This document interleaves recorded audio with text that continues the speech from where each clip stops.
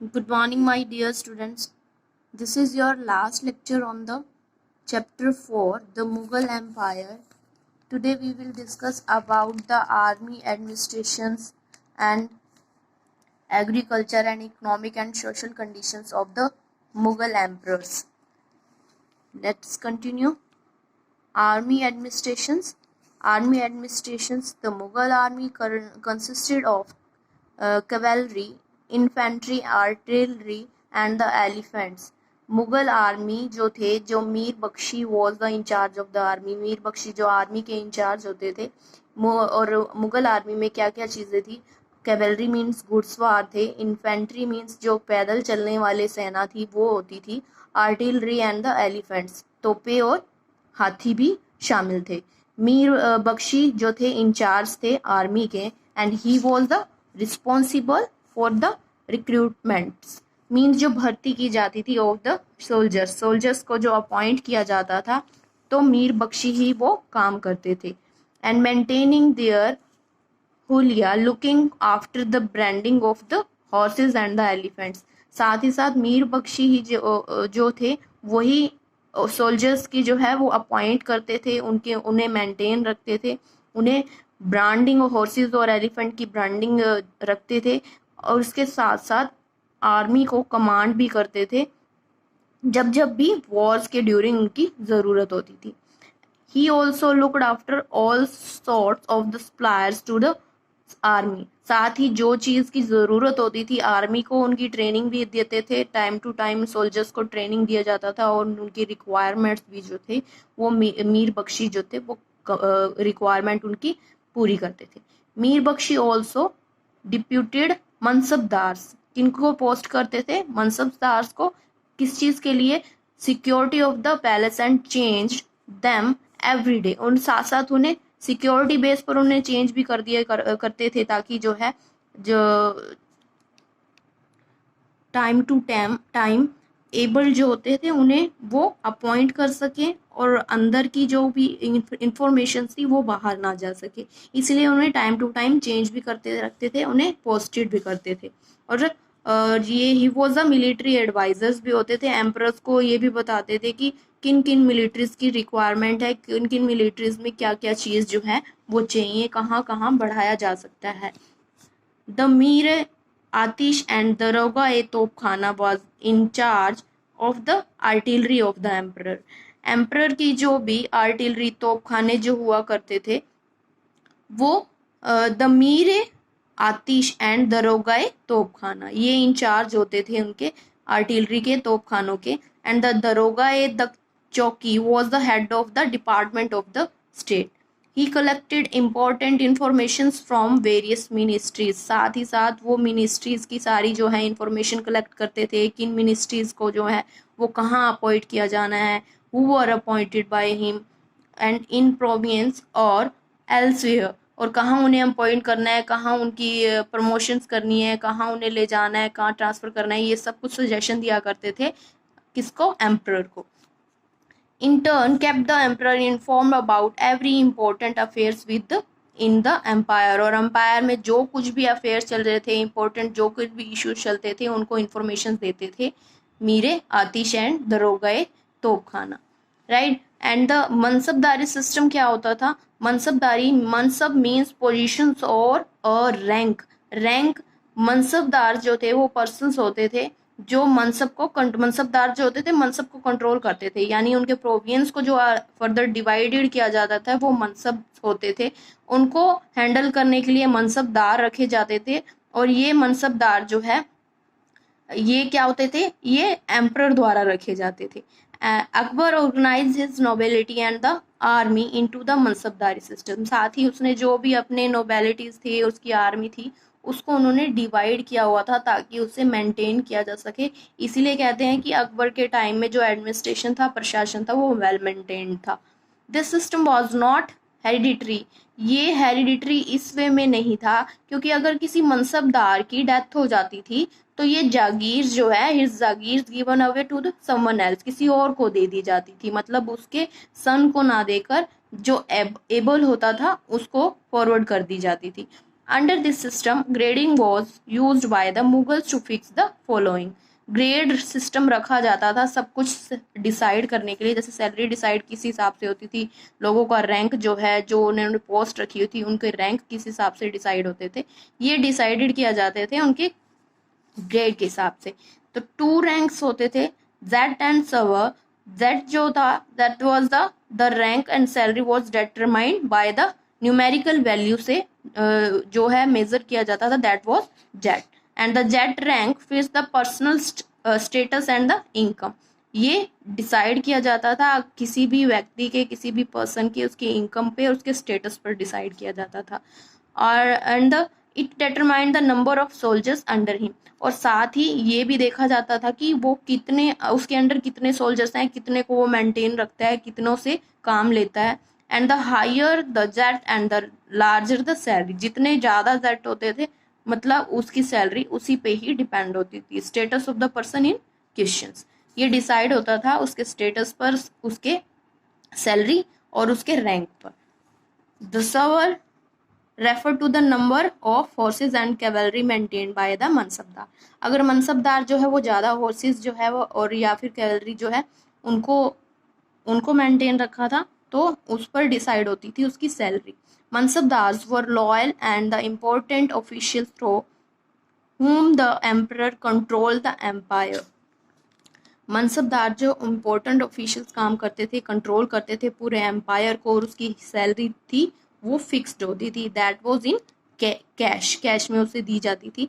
मनसबदार जो थे वो रिवेन्यू कलेक्ट करते थे, लैंड रिवेन्यू जैसे हैं, लैंड जो रिवेन्यू, लैंड कर लगाए जाते थे उनको कलेक्ट करते थे। और ये लैंड जो है से जो रिवेन्यू कलेक्ट होता था वो उसी से ही मनसबदार की इनकम होती थी, became the income of the mansabdar.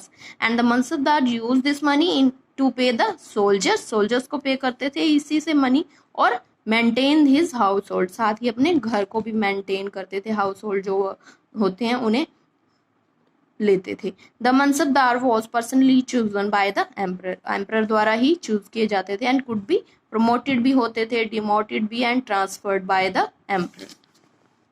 Next one is revenue administration. Revenue means कर। कर जो है मेनली वो कहाँ से कलेक्ट करते थे? 2 sources to collect the revenue, that is land and trade. Land से रिवेन्यू लगाते थे, लैंड की फर्टिलिटी पे डिपेंड होता था, और जो व्यापार होता था उससे रिवेन्यू कलेक्ट करते थे। Most revenue reforms were carried out by the emperor. Emperor द्वारा कलेक्ट किया, एम्परर द्वारा जो है वो रख लिया जाता था। और 4 टाइप ऑफ लैंड्स जो हैं वो मेजर किए जाते थे उनके टाइम में, मतलब 4 टाइप के जो लैंड्स हैं उन्हें डिवाइड किया जाता था। दैट वाज द पोलाज होते थे जो फर्टाइल लैंड होते थे जिससे कल्टीवेशन ली जाती थी, बहुत अच्छा प्रोडक्शन जहाँ से मिलता था। सेकंड वन इज प्रूति, मीन्स वो लैंड जिन्हें फैलो रख दिया जाता था, खाली रख दिया जाता था, remains for some times and to regain its fertility, ताकि उसकी फर्टिलिटी जो है वो उपजाऊपन जो है वो दोबारा से ही क्रिएट हो सके। Chachar was the kept fallow for 3 और 4 ईयर्स, जिसे 3-4 सालों के लिए जो है वो खाली रख दिया जाता था to regain fertility. And the banjar was that land that could not be cultivated, जिसे कल्टिवेट नहीं किया जा सकता उसे बंजर कहते हैं। And because of its poor quality, इसकी क्वालिटी अच्छी नहीं होती थी। लैंड रिवेन्यू सिस्टम क्या था? राजा टोडरमल जो थे that was the revenue ministers of Akbar's dynasty and was the main architect of Akbar's land revenue systems. This system of the land revenue was, और इनके द्वारा जो रिवेन्यू कलेक्ट किया जाता था उस सिस्टम को कहा जाता था Todarmal's bandobast. Under this system land was measured the according to the fertility of the land.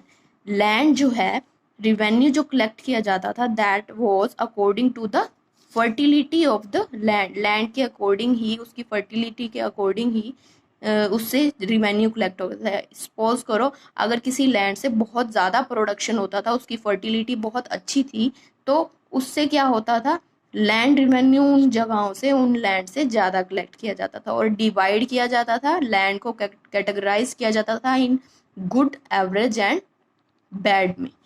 The revenue was fixed accordingly, और इसी हिसाब से ही उनका रिवेन्यू जो है वो डिवाइड किया जाता था, फिक्स किया जाता था। Todarmal organised it in such a way that during every season surveyor visited the village. इसमें टोडरमल ने ऐसा कुछ ऑर्गेनाइज किया हुआ था कि सर्वे करने वाले पूरे विलेज को विजिट करते थे और वो सर्वे करते थे, लैंड को मेजर करते थे कि कौन सा लैंड जो है वो कितना ज़्यादा फर्टाइल है, और उसकी लेंथ और विड्थ को मेजर किया जाता था बाय द रॉप्स के यूज करके। बट ही ऑल्सो रियलाइज्ड, उसने ये रियलाइज्ड किया कि ropes shrink when it dry, जब वो ड्राई हो जाती है तो देन इट श्रिंक हो जाती है and the lengthen and when wet, जब गीली होती है, वेट होती है, तो उसकी लेंथ जो होती है वो इंक्रीज हो जाती है। देन ही इंट्रोड्यूस द, तो अगर इससे जो है वो मेजर करना मुश्किल हो रहा था रॉप से, तो उसने क्या किया, बैम्बो रीड्स को एज ए रॉप्स की जगह यूज करना शुरू कर दिया। तो ये सारी बैम्बोज जो होती थी ये आयरन रिंग से जो है कनेक्ट होती थी, जॉइंट की होती थी, and this device brought about accuracy in the measurement. और इससे क्या हुआ, एक्यूरेसी आने लगी, जो भी वो मेजर करते थे लैंड को, ताकि वो रिवेन्यू कलेक्ट कर सके। दहशाला मीन्स, दहा इधर मतलब है 10 से, 10 मतलब यहाँ लिया गया 10 ईयर्स। 10 ईयर्स में मेजर किया जाता था लैंड रिवेन्यू कलेक्ट करने के लिए। ये मेजर किया जाता था कि पूरे 10 ईयर्स में कितना प्रोडक्शन हुआ, और पूरे 10 ईयर्स में प्रोडक्शंस के साथ साथ उसका क्या प्राइस पर वो सेल किए गए, ठीक है। और ये इंट्रोड्यूस किया गया था इन 1580 में। According to the system the peasant were told to pay a tax. इससे क्या होता था, किसानों को जो है टैक्स पे करना पड़ता था, and it was fixed basis on the average produce. Means जो भी एवरेज होती थी 10 ईयर्स में, जितनी भी एवरेज प्रोडक्शन है लिया जाता था, मिनिमम और मैक्सिमम से जो निकाली जाती है एवरेज, और एवरेज प्राइस जो होता था वो निकाला जाता था 10 ईयर्स का, और उसका 1/3 अमाउंट जो है that was paid to the ruler. At the time of harvest, जब हार्वेस्टिंग की जाती थी, फसलों को काटा जाता था, village headman known as the muqaddam and he collected the land revenue, और वही लैंड रिवेन्यू कलेक्ट करता था कैश में in kind and gave them to the receipts, और उन्हें साथ में रिसिप्ट भी देता था बैक में कि उन्होंने कितना जो है रिवेन्यू पे किया है, कितना टैक्स पे किया है। आफ्टर दैट वो सारा अमाउंट जो है वो स्टेट ट्रेजरी में, स्टेट के खजाने में चला जाता था। Economic and the social conditions, उस टाइम जो है मुगल एम्परर्स की क्या कंडीशंस थी। ceremonial court means the Mughal court was headed by the emperors। ये हमने पहले भी किया है कि सारी इम्पोर्टेंस जो है वो एम्परर को दी जाती थी, बट उसके नोबल्स जो थे वो उसे सजेशन देते थे किसी भी इशू पे। He sat on a magnificent throne, and इसमें क्या होता था सेंटर में, जैसे कि हमने अभी अब आपने कभी भी टीवी में कोई भी मूवी देखी हो या फिर आपने रामायण देखी हो, तो उसमें क्या होता था, तो जो राजा होता था that was sit in the center, और he nobles sat at the lower level, उसके नोबल्स जो होते थे वो थोड़े उससे नीचे लेवल पर बैठते थे, एंड देन द एम्परर के लेवल के नीचे, एंड द इम्पोर्टेंट नोबल्स जो होते थे वो उसके पास बैठे थे, near the emperors. There were 2 halls of audience, audience के भी 2 होल्स थे। फर्स्ट जो था दैट वाज द दीवाने खास वर्ड से ही आपको मेजर हो रहा है कि खास क्या है, जिसमें प्राइवेट ऑडियंस होती थी और सब इम्पोर्टेंट पर्सन्स जो होते थे वो बैठते थे। That was the hall private audience, and here the reports from the nobles and the other heads were read at an assigned time, और उसी टाइम पर रखी जाती थी और सभी हेड जो थे वहाँ पर प्रेजेंट होते थे। दीवाने आम मतलब जिसमें आम पब्लिक जो है वो आती थी, right. This was the hall of public audience and the general public could come and put their problems, अपनी प्रॉब्लम्स रखती थी एम्परर के सामने, and the sijda and the paibos were perform before the emperors during the Akbar reign. Kornish and the taslim were also perform. ये सब कुछ जो है अकबर के सामने जैसे नृत्य वगैरह पेश किए जाते थे, गाने जो है पेश किए जाते थे। Towards the 17th century the Mughal court saw a division.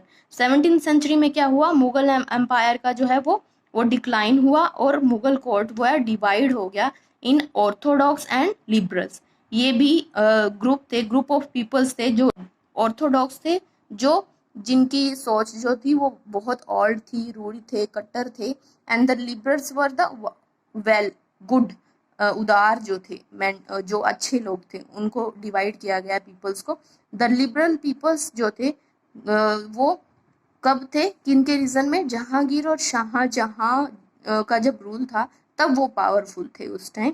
But Aurangzeb के टाइम जो थे डोमिनेंट कौन थे, दैट वाज द ऑर्थोडॉक्स। ये ग्रुप ऑफ पीपल्स जो है अलग अलग टाइम में जो है वो डोमिनेंट थे।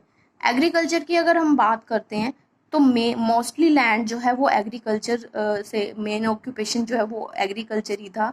The primary occupation was in Mughals times and the land was the most important source of the revenue. Mostly जो टैक्स कलेक्ट किया जाता था वो लैंड से ही किया जाता था। इसलिए जो था किंग जो था, एम्परर जो था, उसका जो मोस्ट आप कह सकते हो कि जो पर्पस था वो क्या था, उसका पर्पस था कि एग्रीकल्चर को बढ़ावा दिया जाए और लैंड जो है agriculture under land under agriculture को ही एनकरेज किया जाए, राइट। तो उसने क्या किया, कई एरियाज में जो पीसेंट्स हैं उन्हें एनकरेज किया ताकि वो लैंड की फर्टिलिटी को भी बनाए रखें, लैंड से ज़्यादा प्रोडक्शन भी लें। And all the rulers try their best to raise the productivity of the land से कितनी ज़्यादा प्रोडक्शन ले सके। और वो एनकरेज करते थे पेशेंट्स को bring more land under cultivation, ताकि वो और लैंड जो है वो कल्टीवेशन के अंडर जो है उसे इंक्लूड करते रहे, यानी एग्रीकल्चर लैंड को बढ़ाने के लिए। और एग्रीकल्चर लैंड को बढ़ाने के लिए वो क्या करते थे, एनकरेज करते थे to the peasants to expand, means वो फ्री कर देते थे लोग पीसेंट्स का टैक्स ताकि वो एग्रीकल्चर लैंड को बढ़ाएं। The peasants paid 1/3 to the total produce as the revenue. उन्हें कितना 1/3 देना पड़ता था, but later it was increase, that was 1/2 उन्होंने देना पड़ता था। इससे क्या हुआ, किसानों को जो है वो ये नुकसान हुआ कि उनका लैंड जितना प्रोडक्शन नहीं देता था, आधा उन्हें किसको देना पड़ता था, एम्परर को। और कल्टीवेशन इतनी नहीं होती थी, जिससे फिर धीरे धीरे कल्टीवेशन को छोड़ते हैं, जो प्रोडक्शन भी आ जाता था उसको छोड़कर उन्हें रिवेन्यू पे करना था, मीन्स उन्हें कैश देना पड़ता था। तो धीरे धीरे क्या हुआ कि उनका रिवेन्यू बढ़ता गया और वो लैंडलेस हो गए, right. But the increase demand for the revenue rendered many peasants landless as they failed to meet the revenue requirement। जितनी भी ज़रूरत होती थी कर देने की वो पूरी नहीं कर सकते थे, इसलिए उन्होंने लैंड ही जो है वो एम्परर को दे दिया और लैंडलेस हो गए। और उन्होंने क्या किया, this category of the poor and the landless peasants, उन्होंने क्या किया, started working on the land on by the zamindars. Zamindars के लैंड पर उन्होंने काम करना स्टार्ट कर दिया। And they were paid in, और इससे क्या हुआ, उन्होंने जो है कैश उन्हें पे भी कर दिया जाता था, उन्हें टेंशन भी नहीं होती थी टैक्स देने की, उससे वो फ्री हो गए थे। And the kind in lieu of their hard work on the land, इससे क्या हुआ, उनका बर्डन कम हुआ और वो लैंड जो है चाहे उनका नहीं होता था, बट वो उनका वर्क जो है हार्ड वर्क लैंड के उस लैंड को कल्टीवेट करने में चला जाता था। Complete your exercise and then complete your notebook with short and long question answers. Thank you, students.